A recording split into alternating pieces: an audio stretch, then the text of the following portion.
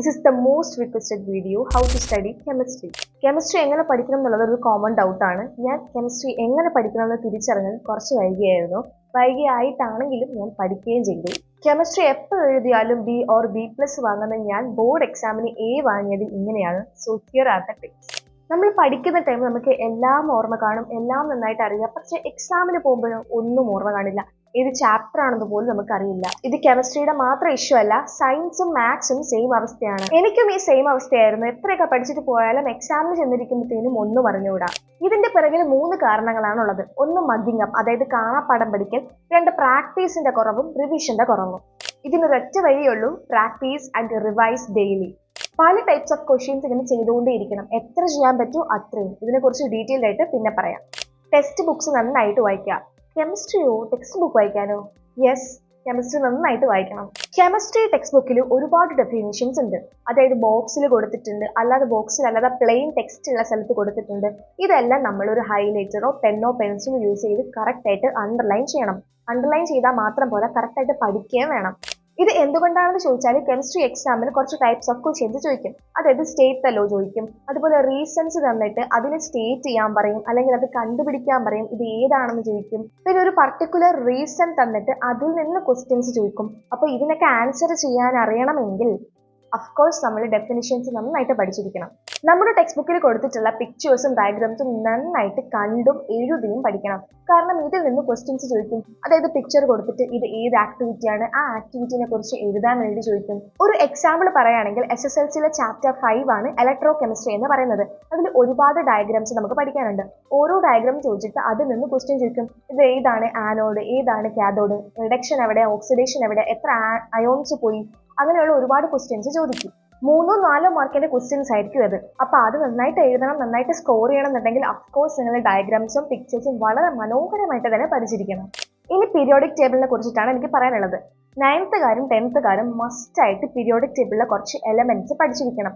9th സ്റ്റാൻഡേർഡിൽ ഒരു കുട്ടിയാണെന്നുണ്ടെങ്കിൽ 1 to 20 എലമെന്റ്സും 10th സ്റ്റാൻഡേർഡിൽ ഒരു കുട്ടിയാണെങ്കിൽ 1 to 30 എലമെന്റ്സും പഠിച്ചിരിക്കണം. കാരണം നിങ്ങൾ ഇനി പഠിക്കാൻ പോകുന്ന ചാപ്റ്റേഴ്സിലും എക്സാംസിലും ഒക്കെ നിങ്ങൾക്ക് ഇത് റിലേറ്റഡ് ആയിട്ടുള്ള ക്വസ്റ്റ്യൻസ് ചോദിക്കും.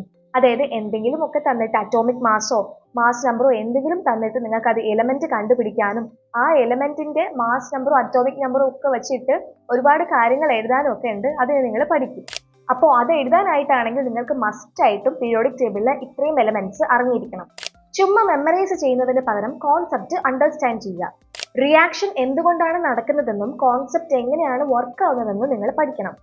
ലേൺ കെമിക്കൽ ഇക്വേഷൻസ്, അതായത് ബാലൻസ്ഡ് കെമിക്കൽ ഇക്വേഷൻസ് ഉണ്ട്, അത് നിങ്ങൾ എഴുതി പഠിക്കണം. ഇല്ലെങ്കിൽ ഒരു ഇക്വേഷൻ തന്നാൽ അതിനെ ബാലൻസ് ചെയ്യാനും പഠിക്കണം. ഏതൊക്കെയാണ് റിയാക്റ്റൻസ് എന്നും ഏതൊക്കെയാണ് പ്രോഡക്ട്സ് എന്നും കൃത്യമായിട്ട് നിങ്ങൾക്ക് ഒരു ധാരണ ഉണ്ടായിരിക്കണം. കാരണം എക്സാമിന് റിയാക്റ്റൻസ് ഏതാണ് പ്രോഡക്ട്സ് ഏതാണെന്നുള്ളൊരു ക്വസ്റ്റ്യൻസ് ചോദിക്കാൻ ചാൻസ് ഉണ്ട്. 10th വരികയാണെന്നുണ്ടെങ്കിൽ മെറ്റൽസ് എന്ന് പറയുന്ന ചാപ്റ്ററിൽ ഒരുപാട് റിയാക്ഷൻസ് പഠിക്കാനുണ്ട്. ഈ റിയാക്ഷൻസ് എല്ലാം നിങ്ങൾക്ക് കൃത്യമായിട്ട് അറിഞ്ഞിരിക്കണം. കാരണം ഇത് എക്സാമിന് ചോദിക്കും. ഏറ്റവും ഇമ്പോർട്ടൻ്റ് ആയിട്ടുള്ള പോയിന്റ്സ്, ഡെഫിനിഷൻസ്, ഫോർമുലാസ്, അതുപോലെ റിയാക്ഷൻസ് ഇതെല്ലാം നിങ്ങളൊരു ഷോർട്ട് നോട്ട് ആക്കി എഴുതി വെക്കണം. ഓരോ ചാപ്റ്റർ പഠിച്ചു കഴിയുമ്പോൾ തന്നെ ആ ചാപ്റ്ററിനെ കുറിച്ചിട്ടുള്ള ഒരു ഷോർട്ട് നോട്ട് നിങ്ങളുടെ കയ്യിൽ ഉണ്ടായിരിക്കണം. ഇങ്ങനെ ചെയ്യുകയാണെന്നുണ്ടെങ്കിൽ നിങ്ങൾക്ക് റിവിഷൻ ക്വിക്കാക്കാനും പറ്റും. ലാസ്റ്റ് ടൈം എക്സാമിലേക്ക് പോകുന്ന സമയത്ത് പെട്ടെന്ന് ഇത് ക്വിക്കായിട്ട് റീഡ് ചെയ്ത് പരീക്ഷ നന്നായിട്ട് എഴുതാനും പറ്റും. PYQ the most important factor. Science സബ്ജക്റ്റുകളെല്ലാം നിങ്ങൾ നന്നായിട്ട് ക്വസ്റ്റ്യൻസ് ചെയ്ത് പഠിക്കണം. അതായത് സയൻസിലൊക്കെ ഒരുപാട് ന്യൂമറിക്കൽ ക്വസ്റ്റ്യൻസ് ഉണ്ട്, പല ടൈപ്പിൽ ചോദിക്കും. അപ്പോൾ എക്സാമിന് നമുക്ക് നന്നായിട്ട് കോൺഫിഡൻ്റ് ആയിട്ട് എഴുതണം എന്നുണ്ടെങ്കിൽ അഫ്കോഴ്സ് നമ്മൾ ന്യൂമറിക്കൽ ക്വസ്റ്റ്യൻ പല രീതിയിൽ ചെയ്തിരിക്കണം. അത് നമുക്ക് PYQ മനസ്സിലാവും. പിന്നെ സ്ഥിരമായിട്ട് ചോദിക്കുന്ന ക്വസ്റ്റ്യൻസ് ഉണ്ട്, അത് PYQ നോക്കിയാൽ നമുക്ക് മനസ്സിലാവും. സോ PYQ സോൾവ് ചെയ്യുന്നതിലൂടെ നമുക്ക് എക്സാം പാറ്റേൺ മനസ്സിലാവും, ഇമ്പോർട്ടൻറ്റ് ടോപ്പിക്സും ഏരിയയും മനസ്സിലാവും, നമ്മുടെ കോൺഫിഡൻസ് ഇംപ്രൂവ് ചെയ്യുകയും ചെയ്യുന്നു. നിങ്ങൾക്ക് എന്തെങ്കിലുമൊക്കെ ഡൗട്ട് ഉണ്ടെങ്കിൽ അത് അൺക്ലിയർ ആക്കി പോകരുത്. കറക്റ്റായിട്ട് ഡൗട്ട്സ് ഒക്കെ ഉണ്ടെങ്കിൽ ഷൈ ആവാതെ ടീച്ചേഴ്സിൻ്റെ അടുത്തോ ഫ്രണ്ട്സിൻ്റെ അടുത്തോ ചോദിക്കുക. ഞാൻ ചെയ്തുകൊണ്ടിരുന്നത് ഓൺലൈൻ ക്ലാസ്സുകളിൽ നോക്കുക, അല്ലെങ്കിൽ ChatGPTയുടെ അടുത്ത് ചോദിക്കുകയാണ് ചെയ്തിരുന്നത്. ഡൗട്ട് ക്ലിയർ ചെയ്യാതെ മുമ്പോട്ട് പോവുകയാണെങ്കിൽ അത് നമ്മുടെ ചാപ്റ്റേഴ്സിനെ അഫക്റ്റ് ചെയ്യും. അതായത് കെമിസ്ട്രി ആയിരുന്നാലും ഫിസിക്സ് ആയിരുന്നാലും ബയോളജി ആയിരുന്നാലും ഈവൻ മാത്സ് ആയിരുന്നാൽ പോലും ഓരോ ചാപ്റ്റേഴ്സും കണക്റ്റഡ് ആണ്. സോ കെമിസ്ട്രിയിൽ ഇപ്പം ഒരു ടോപ്പിക്ക് നമുക്ക് ഡൗട്ട് ഉണ്ട്, നമ്മൾ അതവിടെ ലീഡ് ചെയ്തിട്ട് പോവുകയാണെന്നുണ്ടെങ്കിൽ അടുത്ത ടോപ്പിക്കിനെയും എൻ്റയർ ചാപ്റ്ററിനെയും നമുക്ക് അത് അഫക്റ്റ് ചെയ്യും. Chemistry is connected to daily life. So അതുകൊണ്ട് തന്നെ കോൺസെപ്റ്റ് നമ്മൾ റിയൽ ലൈഫിലോട്ട് കണക്ട് ചെയ്യുക. For example rusting, soap, medicines, cooking, അങ്ങനത്തെ ഉള്ള കാര്യങ്ങൾ. സോപ്പിന്റെ കാര്യം പറയുകയാണെങ്കിൽ സോപ്പ് മേക്കിംഗ് നമ്മൾ ഏതോ ഒരു ക്ലാസ്സിൽ പഠിക്കുന്നുണ്ട്, എനിക്ക് കറക്റ്റ് ഓർമ്മയില്ല, 8th or 9th. അതിനുശേഷം മെഡിസിൻസിന്റെ കാര്യം പറയുകയാണെങ്കിൽ SSLCയിലെ സെക്കൻഡ് ചാപ്റ്ററിൽ ലാസ്റ്റ് നമ്മൾ ഒരു എൻറ്റയർ ബോക്സ് തന്നെ മെഡിസിൻസിനെ കുറിച്ച് പഠിക്കുന്നുണ്ട്. കുക്കിങ്ങിലേക്ക് വരുമ്പോഴും നമ്മൾ കുക്കിങ്ങിനായിട്ട് യൂസ് ചെയ്യുന്ന പാത്രങ്ങളുണ്ടല്ലോ, അതിൻ്റെയൊക്കെ ഒരു കോട്ടിങ്ങിനെ നമ്മളെ കുറിച്ച് പഠിക്കുന്നുണ്ട്. അതും SSLCയിലാണ് പഠിക്കുന്നത്. സോ ഇതൊക്കെ നമ്മുടെ ഡേ ടു ഡേ ലൈഫിലേക്ക് കണക്ട് ചെയ്യുകയാണെന്നുണ്ടെങ്കിൽ നമുക്ക് കോൺസെപ്റ്റ് പെട്ടെന്ന് മനസ്സിൽ കയറുകയും എക്സാം വളരെ ക്വിക്കായിട്ട് എഴുതാനും നമുക്ക് സഹായിക്കുന്നു.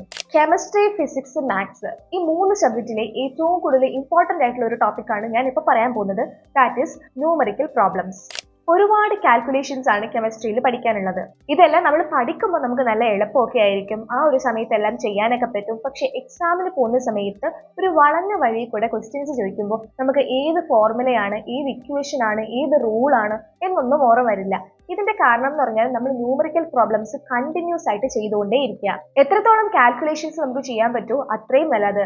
അപ്പോൾ നമുക്ക് എക്സാമിന് പല ടൈപ്പ് ക്വസ്റ്റ്യൻ ചോദിച്ചാലും കറക്റ്റ് ആയിട്ട് ആൻസർ എഴുതാൻ പറ്റും. ഫസ്റ്റ് നിങ്ങൾ ഫോർമുല പഠിക്കുക, അതിനുശേഷം നിങ്ങൾ നന്നായിട്ട് പ്രാക്ടീസ് ചെയ്യുക. ഇത് ആക്ച്വലി ഒരു കോമൺ ടോപ്പിക്കാണ്. Teach summon. ഞാൻ ഏറ്റവും കൂടുതൽ യൂസ് ചെയ്തിട്ടുള്ളതും എനിക്ക് ഏറ്റവും കൂടുതൽ ഇഷ്ടപ്പെട്ടിട്ടുള്ളതും എഫക്റ്റീവ് ആയിട്ടുള്ളതുമായിട്ടുള്ള ഒരു ടോപ്പിക്കാണിത്. ഞാൻ എക്സാം ഒക്കെ ആയ സമയത്ത്, കെമിസ്ട്രി ബോർഡ് എക്സാം ആയ സമയത്ത് ചെയ്ത ഒരു ടോപ്പിക്കാണ്. അതായത് എൻ്റെ കയ്യിൽ ബോർഡോ കാര്യങ്ങളോ ഒന്നുമില്ല, ബോർഡ് തന്നെ വേണം എന്നൊന്നുമില്ല. ഞാനൊരു ചാർട്ട് പേപ്പർ എടുത്തു, ഒരു വലിയ ചാർട്ട് പേപ്പർ എൻ്റെ വാളിലേക്ക് സ്റ്റിക്ക് ചെയ്തതിന് ശേഷം പെൻസിൽ യൂസ് ചെയ്തിട്ട് എനിക്ക് പഠിക്കാനുള്ള ടോപ്പിക്സ് ഞാൻ ഇങ്ങനെ എഴുതി പോകും. അതായത് ഞാൻ ടീച്ചേഴ്സ് ഇങ്ങനെ പഠിപ്പിക്കില്ലേ, അതുപോലെ ഞാൻ എൻ്റെ ഫ്രണ്ടിൽ സ്റ്റുഡൻസ് ഉണ്ട് എന്നുള്ളത് ഇമാജിൻ ചെയ്തുകൊണ്ട് ഞാൻ ഇങ്ങനെ ആ ഒരു ചാർട്ട് പേപ്പറിൽ എഴുതി. ആൻഡ് അതെനിക്ക് പെട്ടെന്ന് മനസ്സിലായി. എനിക്കത് കുത്തിയിരുന്ന് പഠിക്കേണ്ട ആവശ്യം വന്നിട്ടില്ല. അതായത് എനിക്കത് പെട്ടെന്ന് മനസ്സിലാകും, നന്നായിട്ട് അണ്ടർസ്റ്റാൻഡ് ആയി, റിമെമ്പർ ചെയ്യാനായിട്ട് പറ്റി. It is very effective. നിങ്ങളത് ട്രൈ ചെയ്ത് നോക്കൂ. It is very useful. Planning can complete fast. നിങ്ങൾക്ക് കറക്റ്റ് ഒരു പ്ലാൻ ഉണ്ടെങ്കിൽ ചാപ്റ്റേഴ്സ് പെട്ടെന്ന് പഠിച്ചു പോകാനും റിവിഷൻ കംപ്ലീറ്റ് ചെയ്യാനായിട്ട് പറ്റും. അതായത് ഓരോ ചാപ്റ്റേഴ്സിന്റെ പേര് എഴുതുക ആൻഡ് ഓരോ ടോപ്പിക്സ് ആയിട്ട് നിങ്ങൾ പഠിച്ചു പോകുമ്പോഴത്തേനും കറക്റ്റ് ആയിട്ട് അത് ടിക്ക് ചെയ്യുകയോ അല്ലെങ്കിൽ അത് വെട്ടുകയോ എന്തെങ്കിലുമൊക്കെ ചെയ്യാം. അപ്പോഴത്തേനും നിങ്ങൾക്ക് ഒരു പഠിക്കാൻ വേണ്ടിയിട്ട് ഇനി അടുത്തത് ഓരോന്ന് ടിക്ക് ചെയ്യാൻ വേണ്ടിയിട്ടൊരു ഒരു ഒരു ഇത് വരും. അതുമാത്രമല്ല കറക്റ്റ് ആയിട്ട് പ്ലാൻ ഉണ്ടെങ്കിൽ നിങ്ങൾ കറക്റ്റായിട്ട് പഠിച്ചു പോകും. സോ ലാസ്റ്റ് റിവിഷൻ ചെയ്യാനൊക്കെ നിങ്ങൾക്ക് നല്ല ടൈം കാണും. സയൻസ് പോലുള്ള സബ്ജക്റ്റുകൾ നിങ്ങൾ ലാസ്റ്റ് മിനിറ്റിൽ പഠിക്കരുത്. കാരണം ഒരുപാട് കോൺസെപ്റ്റും റിയാക്ഷൻസും ഉള്ള ഒരു സബ്ജക്റ്റാണ് കെമിസ്ട്രി എന്ന് പറയുന്നത്. ഇത് നിങ്ങൾ ലാസ്റ്റ് മിനിറ്റ് പഠിക്കാൻ ഇരുന്ന് കഴിഞ്ഞിട്ടുണ്ടെങ്കിൽ നിങ്ങൾക്ക് ഒന്നും തന്നെ എവിടെയും തന്നെ എത്താനായിട്ട് പറ്റില്ല. അതുകൊണ്ട് പ്ലീസ് ഡോണ്ട് ലാസ്റ്റ് മിനിറ്റ് ഇരുന്ന് പഠിക്കരുത്. ഒരിക്കലും നിങ്ങൾക്ക് കെമിസ്ട്രി പോലുള്ള സയൻസ് സബ്ജക്റ്റ് എക്സാക്ട്ലി പറയുകയാണെന്നുണ്ടെങ്കിൽ ന്യൂമറിക്കൽ പ്രോബ്ലംസ് ഉള്ള ഒരു സബ്ജക്റ്റ് നിങ്ങൾക്ക് ലാസ്റ്റ് മിനിറ്റിൽ പഠിച്ചു കഴിഞ്ഞിട്ടുണ്ടെങ്കിൽ ഒന്നും മനസ്സിലാവില്ല. കാരണം ഇതിനൊക്കെ പ്രോപ്പർ ആയിട്ടുള്ള ഒരു പ്രാക്ടീസും റിവിഷനും കാര്യങ്ങളൊക്കെ ഉണ്ട്. ഒരുപാട് കോൺസെപ്റ്റും റിയാക്ഷൻസും ഒക്കെ ഒറ്റ ദിവസം കൊണ്ട് പഠിക്കാൻ കഴിയുമോ എന്നുള്ളത് എനിക്ക് സംശയമാണ്. അതുകൊണ്ട് നിങ്ങൾ ഈ ഒരു കെമിസ്ട്രിയിൽ സയൻസ് സബ്ജക്റ്റ് തന്നെ നിങ്ങൾ ലാസ്റ്റ് ടൈമിലേക്ക് മാറ്റി വെക്കരുത്. പഠിച്ചത് മറക്കാതിരിക്കാൻ ഈ ഒരു ഒറ്റ വഴിയേ ഉള്ളൂ, revision plus active recall. Revision ഒരു വലിയ ഇമ്പോർട്ടൻ്റ് ആയിട്ടുള്ള കാര്യമാണ്. നിങ്ങൾ എല്ലാ ദിവസവും സയൻസ് സബ്ജക്റ്റ് ഇൻക്ലൂഡിങ് മാത്സ് നിങ്ങൾ പഠിക്കാനായിട്ട് ശ്രമിക്കുക. പഠിച്ചു കഴിഞ്ഞിട്ടുണ്ടെങ്കിൽ ലാസ്റ്റ് കിടക്കുന്നതിന് മുന്നേ ഒരു 10 മിനിറ്റ് നിങ്ങൾ അഫ്കോഴ്സ് നിങ്ങളെ റിവിഷൻ ചെയ്തിരിക്കണം.